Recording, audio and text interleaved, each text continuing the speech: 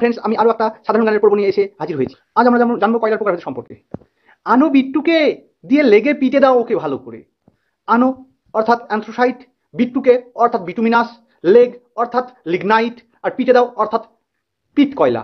সব থেকে ভালো কয়লা হলো অ্যান্থ্রোসাইট, উজ্জ্বল কালো, বিটুমিনাস কালো রঙের, আর লিগনাইট বাদামি কালার, পিট বাদামি রঙের আঁশযুক্ত হয়ে থাকে। আরে খোকা, বাবা কেন বকে আমাদেরকে?